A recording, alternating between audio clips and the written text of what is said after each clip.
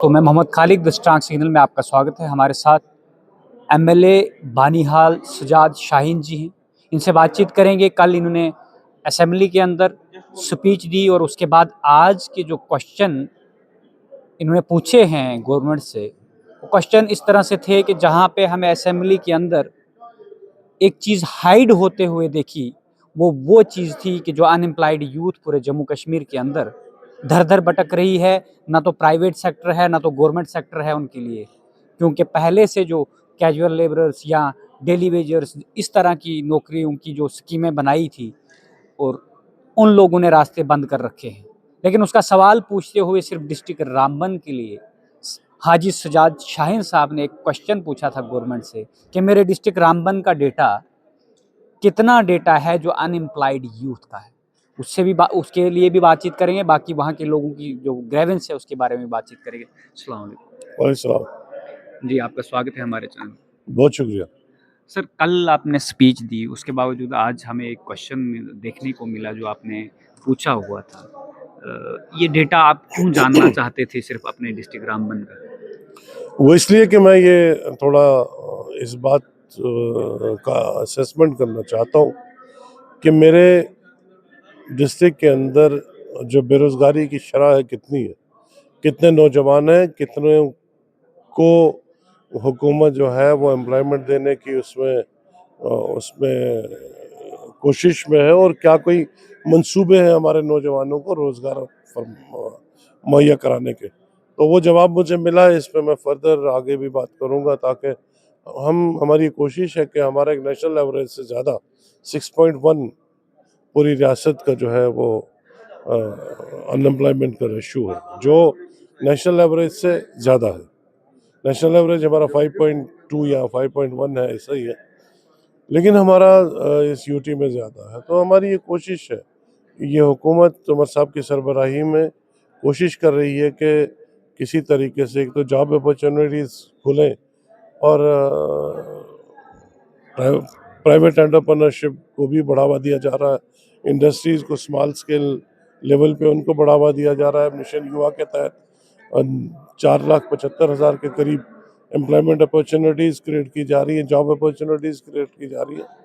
और उसमें मुझे बड़ी खुशी हुई कि गवर्नर साहब के एड्रेस में जो जिक्र है 1,36,000 के आसपास हमारे नौजवान जो है उससे मुस्तफ़ीद हुए हैं। तो मैं उम्मीद करूंगा कि यून मिशन युवा से। मिशन युवा से, तो मुझे उम्मीद है कि हमारे डिस्ट्रिक्ट के भी बहुत सारे बच्चे जो हैं मिशन युवा की तरफ भी अट्रैक्ट हो जाएंगे। और आपने देखा कि पिछले 10-12 सालों में कोई रिक्रूटमेंट नहीं हुई, और नतीजा ये निकला कि हर महकमा जात जो है वो उनमें स्टाफ की डेफिशिएंसी है।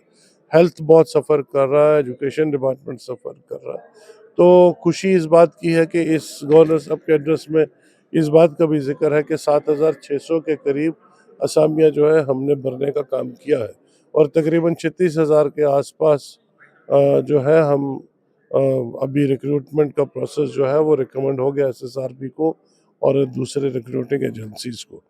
तो हमारी सर, कोशिश है आपने कि पिछले अब मैं इंटरप्ट करना चाहूँगा सर, इसलिए करना चाहूँगा कि आपने बहुत सारी चीज़ें गिनवा दी। उसमें आपने ये भी गिनवाया कि 7,000 के करीब हमने नियुक्तियाँ की। जी जो नियुक्तियाँ हुई हैं उसमें होम डिपार्टमेंट की हुई हैं, या तो फाइनेंस अकाउंट असिस्टेंट की हुई हैं, या जूनियर असिस्टेंट की हुई हैं। लेकिन जहाँ पे आपने एक चीज़ असेंबली के अंदर कही कि जो लिटरेसी रेट हमारे डिस्ट्रिक्ट रामबन में वो कितने परसेंट है और हम सबसे पीछे, लेकिन एजुकेशन सिस्टम हमारे डिस्ट्रिक्ट रामबन का नहीं, वो पूरे जम्मू कश्मीर का क्या खस्ता हालत है उसकी। और पढ़े लिखे व्यक्ति जो पिछले इतने सालों से जिनको परमानेंट रिक्रूटमेंट नहीं मिली है, वो रोडों पे घूम रहे हैं। और जो व्यक्ति उस वक़्त लग गए थे, वो अभी तक रेगुलाइज़ होने को की तैयारियों में है। उसके लिए एनसी के पास क्या रोड मैप है, या आपके दिमाग में ऐसा क्या सजेशन है सरकार के देखें, लिए? पिछले 10 साल से आपको पता है कि 10 साल के बाद इलेक्शन हुए, डेमोक्रेटिकली इलेक्टेड सरकार बनी। अब बदकिस्मती ये है कि हम स्टेट की सरकार नहीं है, यूटी में सरकार है। और आपको पता है अभी तक एक एक इस तरह से डिसम्पावरमेंट का एक खुफिया अंदर से सिलसिला चल रहा है, जैसे हुकूमत के जो वसाइल हैं उनको महदूद करने की कोशिश की गई है। लेकिन हमारी ये कोशिश है, इंशाल्लाह हमें उम्मीद है कि आने वाले वक्त में हमें उम्मीद है कि आने वाले वक्त में स्क्रीन रिकॉर्ड हो रही है।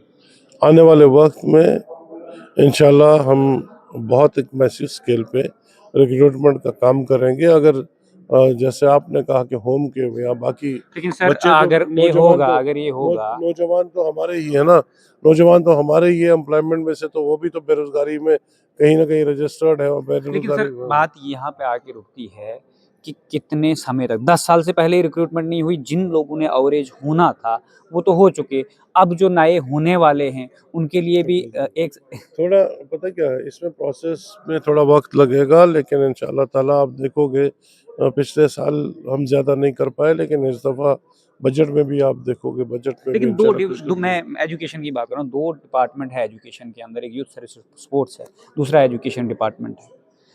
इन दोनों डिपार्टमेंटों के अंदर एक सिंगल पोस्ट भी रिक्रूटिंग एजेंसी को नहीं दी गई है, सिर्फ लेक्चरार अभी के जा अलावा रही जो है, पीछे अभी फुल अभी इंशाल्लाह आप देखोगे आने वाले वक्त में इंशाल्लाह ताला हम और मज़ीद इसको मुस्तकिम करेंगे, और इंशाल्लाह ताला आप आगे चल के देखोगे कि रिक्रूटमेंट का एक मैसिव स्केल पे प्रोग्राम शुरू होगा। Thank you.